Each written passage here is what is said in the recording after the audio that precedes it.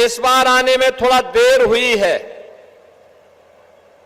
लेकिन बहनों और भाइयों, हमेशा ललितपुर हम लोगों के हृदय में बसता है और इसलिए मुझे आज ललितपुर आकर के अत्यंत आनंद की अनुभूति हो रही है। आपको आज 1,500 करोड़ रुपए से अधिक की परियोजनाओं का ये उपहार प्राप्त हो रहा है। यहां के जनप्रतिनिधियों के सहयोग से आज ललितपुर विकास की जिन ऊंचाइयों को प्राप्त कर रहा है, इसके लिए सबसे पहले मैं तुरंत सरकार को नमन करते हुए ललितपुर के सभी नागरिकों को इन योजनाओं की हृदय से बधाई देते हुए आप सभी का मैं अभिनंदन करता हूं। आज ललितपुर बदल चुका है। कभी एक कोने में उपेक्षित सा पड़ा ललितपुर पिछली सरकारों की उपेक्षा का दंश तो झेलता ही था। विकास की योजनाओं से कोसों दूर कोई पुरसा हाल नहीं था, न सड़क, न बिजली, और माताओं और बहनों को तो अपना पूरी जिंदगी मिट्टी के घड़े में पानी ढोते ढोते ही व्यतीत हो जाता था। खेती के लिए पानी होने के बावजूद सिंचाई की सुविधा नहीं थी, गरीब के लिए आवास की सुविधा नहीं थी, किसी भी प्रकार की सुविधा नहीं, न शिक्षा की व्यवस्था, न स्वास्थ्य की व्यवस्था, न विकास की कोई परियोजना आगे बढ़ पा रही थी, और यहां के संसाधनों में लूट होती थी। लूट, संसाधन यहां का, वन संपदा यहां की, चंद मुट्ठी भर लोग उसको लूट करके काटते थे, तस्करी करते थे।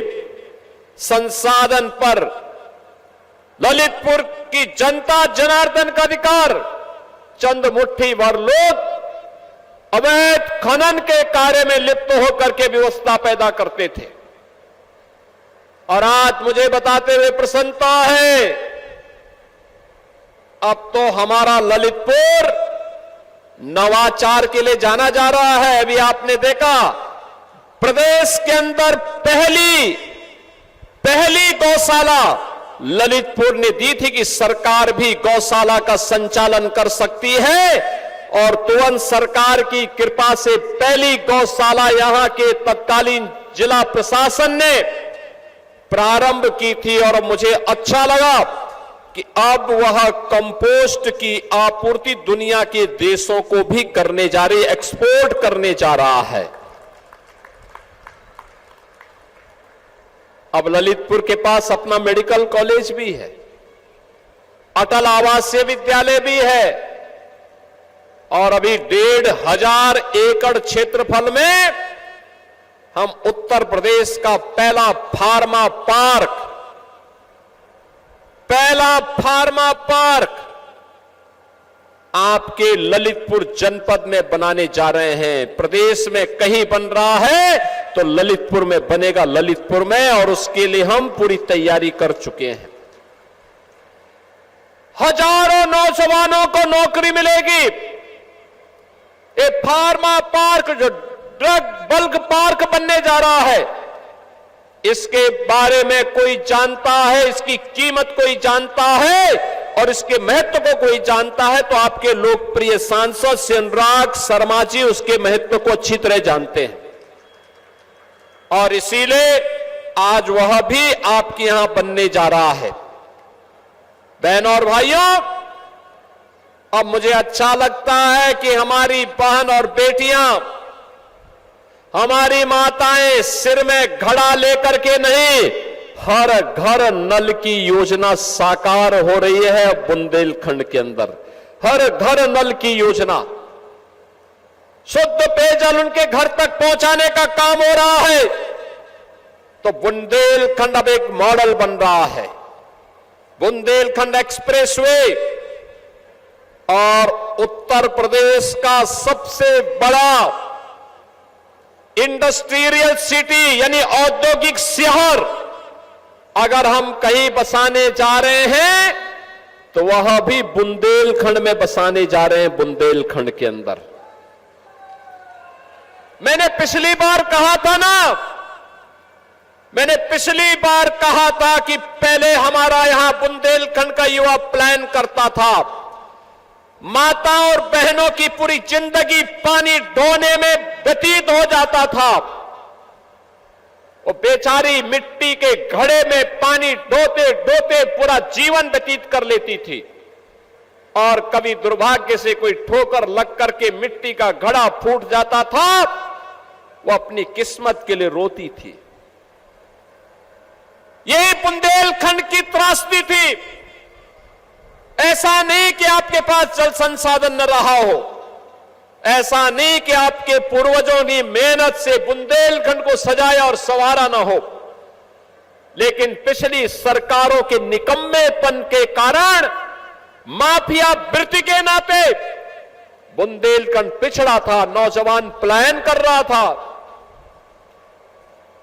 माफिया हावी थे। हर जिले में कोई न कोई माफिया नौजवानों की नौकरी पे डकैती डालता था। विकास की योजनाओं पर जबरदस्ती अपने गुंडों को बिठा करके जनता के हक को छीनने का कार्य करता था और बुंदेलखंड अपने आप को ठगा हुआ महसूस करता था। बहन और भाइयों, मैंने पिछली बार कहा था कि हम डिफेंस मैन्युफैक्चरिंग कॉरिडोर के हब के रूप में बुंदेलखंड को भी बस डेवलप करेंगे। और अब आपने देखा होगा यूपी के अंदर डिफेंस मैन्युफैक्चरिंग कॉरिडोर में जो मिसाइल बन रही है, ब्रह्मोस मिसाइल यूपी के अंदर बन रही है। और ये ब्रह्मोस मिसाइल जब दगी थी ऑपरेशन सिंदूर में तो पाकिस्तान के छक्के छुड़ा दिए थे। पाकिस्तान त्राही माम करते हुए दुनिया के अंदर जान की भीख मांगने के लिए मजबूर हो रहा था। यह है नए भारत की ताकत और नए भारत की ताकत का नेतृत्व दे रहे हैं देश के यशस्वी प्रधानमंत्री श्री नरेंद्र मोदी जी और उन्हीं के मार्गदर्शन में उत्तर प्रदेश के साथ साथ बुंदेलखंड की भी व्यापक कायाकल्प हुई है। एक कायाकल्प की कहानी नौजवान के लिए नौकरी और रोजगार की है, बहन और बेटियों की सुरक्षा और उनकी समृद्धि से है। अब यहां की बहनें मिट्टी के घड़े में पानी ढोने के लिए नहीं बल्कि बलेनी मिल्क प्रोड्यूसर के माध्यम से कैसे महिला स्वयंसेवी समूह तेजी के साथ आगे बढ़कर के अपनी आय बढ़ा सकती है, इसका मॉडल बन रही है। और उस मॉडल का प्रतीक कोई बन रहा है तो हमारा बुंदेलखंड बन रहा है, झांसी बन रहा है, ललितपुर बन रहा है। अब तो यहां पर विकास की योजनाएं, वर्षों से लंबित सिंचाई की परियोजनाओं को तेजी के साथ आगे बढ़ाने का काम किया गया है। आज आप देख रहे होंगे कभी अर्जुन सहायक परियोजना कई दशकों से लंबित थी, आज पूरी हो गई। रतौली बांध, बावनी बांध, कसनौदा बांध, मझगावा और चिल्ली स्प्रिंकलर सिंचाई परियोजनाओं ने आज बुंदेलखंड के अन्नदाता किसानों की किस्मत को बदला है। कई गुना आमदनी हमारा अन्नदाता किसान अब कमा रहा है। याद करना, जब हम समग्र विकास की बात करते हैं तो मैं एक बात साफ कह देना चाहता हूं बहन और भाइयों, विकास का कोई विकल्प नहीं हो सकता। विकास ही हम सबके जीवन में परिवर्तन लाएगा और उस विकास का भाग समाज के प्रत्येक तबके को बनाना पड़ेगा। हर नौजवान को, हर अन्नदाता किसान को, हर कारीगर को, हर हस्तशिल्पी को और हर व्यापारी को इसके साथ जोड़ना पड़ेगा। हर बेटी को जोड़ना पड़ेगा, हर बहन को विकास की योजना के साथ जोड़ना पड़ेगा। तब कई गुना विकास होगा, तब किस्मत बदलेगी, तब समृद्धि आपके घर में आएगी, आपके जनपद में आएगी। और यही तो डबल इंजन सरकार ने किया। यही भारतीय जनता पार्टी की डबल इंजन सरकार ने यही किया। आप सोचो, आज ही हम 1,500 करोड़ से अधिक की परियोजनाओं का यहां लोकार्पण और शिलान्यास कर रहे हैं। मैं दावे के साथ कह सकता हूं कि 1,500 करोड़ रुपए की इन परियोजनाओं को जो सौगात आज अकेले ललितपुर को मिल रही है, इसमें बल्क ड्रग पार्क यानी ड्रग पार्क नहीं है जो फार्मा पार्क हम बनाने जा रहे हैं, उसको नहीं जोड़ा है। मेडिकल कॉलेज का भी हम एक और बार भव्य आयोजन करने जा रहे हैं। प्रारंभ हमने किया है, लेकिन वहां का निरीक्षण करके वहां के छात्रों के साथ संवाद बनाते हुए, और मुझे यह भी देखना है कि ललितपुर के लोग कितना लाभ ले रहे हैं इस योजना के माध्यम से। इन सभी पर कार्य करते हुए हम आगे बढ़ेंगे। तमाम सिंचाई की परियोजनाओं को आगे बढ़ाने का काम हो रहा है, लेकिन जो भी योजनाओं का आज हम लोकार्पण और शिलान्यास कर रहे हैं, मैं कह सकता हूं 1,500 करोड़ रुपए अकेले एक बार में समाजवादी पार्टी की सरकार 4 बार थी, चारों बार मिलाकर के उन्होंने 1,500 करोड़ रुपए आपके यहां को नहीं दिया होगा, ललितपुर को नहीं दिया होगा। कांग्रेस ने 5 दशक तक शासन किया, 1,500 करोड़ रुपए उन्होंने नहीं दिया होगा, क्योंकि उनमें विकास की सोच नहीं थी। हमारे लिए जब कोई विकास की बात करता है तो हम कहते हैं भाई देखो, प्रदेश की 25 करोड़ जनता हमारे लिए परिवार के समान है, परिवार के रूप में है। उसका विकास करना, उसकी सुरक्षा देना, उनके सम्मान की रक्षा करना, यह हमारा दायित्व है। अपने उस दायित्व का निर्वहन पूरी प्रतिबद्धता के साथ हम लोग करते हैं। लेकिन समाजवादी पार्टी के लिए सेफई ही परिवार था। सेफई के बाहर निकल ही नहीं सकते थे, सेफई के बाहर वो निकल ही नहीं सकते थे। कांग्रेस के लिए दिल्ली का परिवार ही वही परिवारी देश था, उससे बाहर निकल ही नहीं सकते हैं। बहनों और भाइयों, ये संकुचित सोच ही का परिणाम था। इन्होंने हर जिले में एक एक माफिया दे दिए थे। ये माफिया इनके ताल्लुकदार के रूप में काम करते थे, इनके लिए अवैध वसूली करते थे, जनता की गाड़ी कमाई पर डकैती डालते थे, अवैध खनन करते थे, वनों का अवैध कटान करते थे, गौ तस्करी करते थे, प्रदेश को बंजर बनाते थे। बीमारू राज्य के रूप में इन्होंने उत्तर प्रदेश को पहचान दी थी। बुंदेलखंड के नौजवानों को प्लान करने के लिए मजबूर कर दिया था। यहां की बहन बेटियों को इन्होंने कष्ट दिया, नौजवानों की नौकरी पे डकैती डाली। आज मैं कह सकता हूं, हम कोई नौकरी निकालते हैं, विज्ञापन निकलता है, परीक्षा होती है, परिणाम आता है, हमारे ललितपुर का नौजवान भी उसमें सफल होकर के नियुक्ति पत्र प्राप्त करता है। ललितपुर की बेटी भी यूपी पुलिस का हिस्सा बनती है, यूपी पुलिस में भर्ती होती है, यूपी में सरकारी नौकरियों में स्थान प्राप्त करती है। अब विकास की कोई योजना आती है, हमने मेडिकल कॉलेज गोरखपुर के लिए नहीं स्वीकृत किया, हमारे डिप्टी सीएम है उन्होंने अपने जनपद के लिए नहीं स्वीकृत किया। हमने कहा नहीं, मेडिकल कॉलेज बनेगा तो ललितपुर में बनेगा, पहले ललितपुर पे हम बनाएंगे। ललितपुर विकास की योजना का हिस्सा बनना चाहिए। मुझे याद था, आज जब मैं मंच पर देख रहा था, लाभार्थी परख योजनाओं का लाभ गरीबों को उपलब्ध करवाया जा रहा था, समाज के अलग अलग तबके के लोगों को दिया जा रहा था। सीएम युवा के माध्यम से युवा उद्यमी बनाए जा रहे थे। तब मुझे याद आ रहा था जो पूर्वजों ने कहा था कि ललितपुर ना छोड़ियो, जब तक मिले उधार, और अब उधार लेने की आवश्यकता नहीं है आपको, अब तो सरकार आपको देने जा रही है। आपकी चुनी गई सरकार आज आपको पैसा दे रही है कि ब्याज मुक्त, गारंटी मुक्त पैसा आपके लिए, आप अपना व्यवसाय बनाए चलाइए, और एक समय के बाद मूल पूंजी में कुछ पैसा सरकार उसमें भी देगी और उस पैसे को आप वापस कर दीजिए।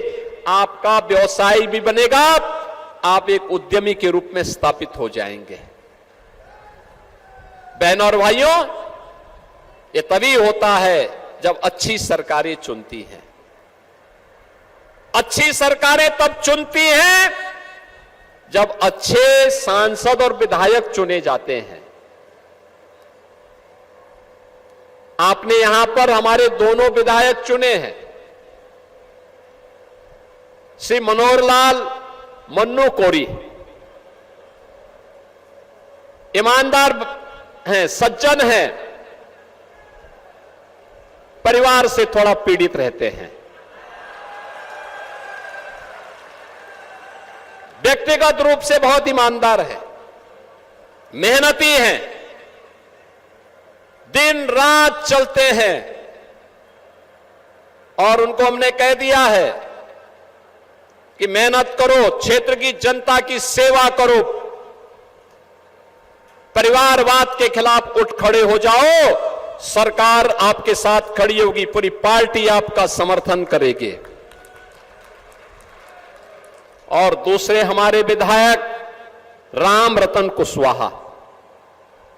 कुशवाहा जी आपके विधायक हैं, मेहनत करते हैं, समस्याओं को लेकर के हम लोगों के पास आते हैं, उसको समाधान तक ले जाने के लिए निरंतर प्रयास करते हैं, और आज वे यहां पे काम कर रहे हैं और इनको सानिध्य प्राप्त होता है, नेतृत्व इनको प्राप्त होता है लोकप्रिय सांसद श्री अनुराग शर्मा जी का। देखो, ये जो परिवार है ना,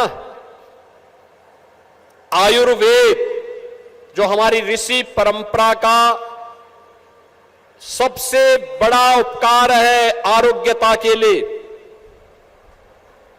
पिछले सैकड़ों वर्षों से इनका परिवार उस विधा को पुनर्जीवित करके भारत की ट्रेडिशनल मेडिसिन की व्यवस्था को आगे बढ़ाने का काम कर रहा है। और इसीलिए मैंने कहा कि हम यहां पे जो फार्मा पार्क बना रहे हैं, अभी तो ये फार्मा पार्क बनेगा, बाद में यूपी में आयुष का भी एक फार्मा पार्क अलग से हम लोग बनाएंगे, तो आयुष का फार्मा पार्क में उनके अनुभव का लाभ हम लोग लेंगे। इन्होंने बैद्यनाथ के नाम पर जिस तेजी के साथ देश के अंदर आयुर्वेद का विस्तार किया, अभिनंदनीय है।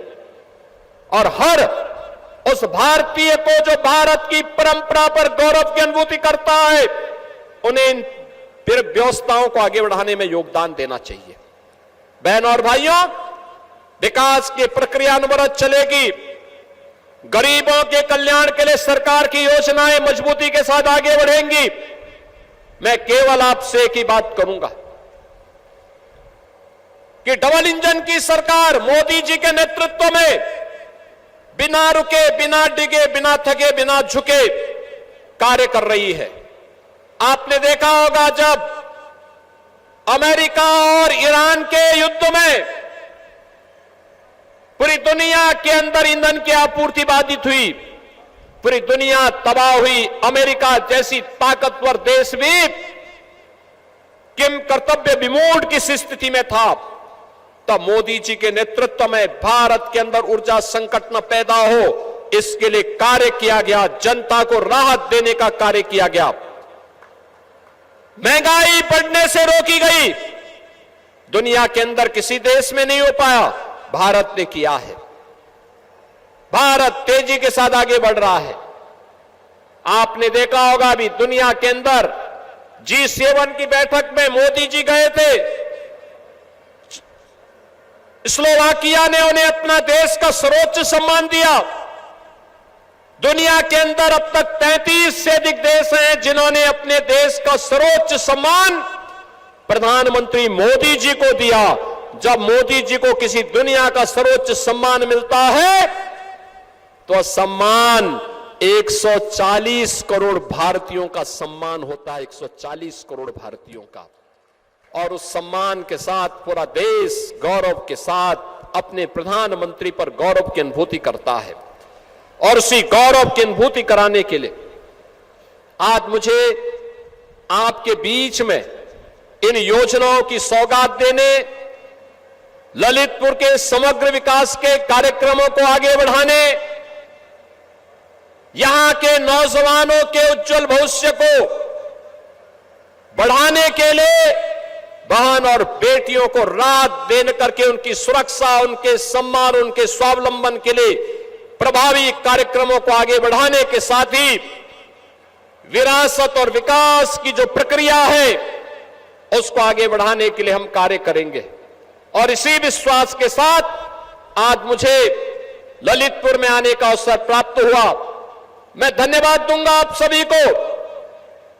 3 घंटे से अधिक समय से आप सभी लोग यहां पर एकत्र होकर इन कार्यक्रमों का हिस्सा बने हैं। और मुझे अच्छा लगा आज जब मैं बुंदेलखंड के दौरे पर आया, कल योग दिवस पर मैं झांसी में रहूंगा और कल मुझे महोबा और हमीरपुर भी जाने का अवसर प्राप्त होगा। मैं आज जब आया सबसे पहले मैं दतिया में माता पीतांबरा पीठ में दर्शन करने का सौभाग्य मुझे प्राप्त हुआ। वहां से मैं सीधे यहां आया, तुवन सरकार के दर्शन हो गए। और अब लोकतंत्र में जनता ही जनार्दन का स्वरूप होती है। अब आपके साथ संवाद बनाने का अवसर प्राप्त हो रहा है। आप सबको मैं इन सैकड़ों करोड़ की परियोजनाओं की उपहार के लिए हृदय से बधाई देता हूं। आप सबके प्रति अपनी शुभकामनाएं देता हूं और आपको आश्वस्त करता हूं कि ललितपुर के विकास के लिए जो भी हो पाएगा, सरकार आपके साथ में खड़ी है, आपको हर प्रकार का मदद करेगी, हर प्रकार से विकास की परियोजनाओं को आगे बढ़ाने का कार्य करेगी।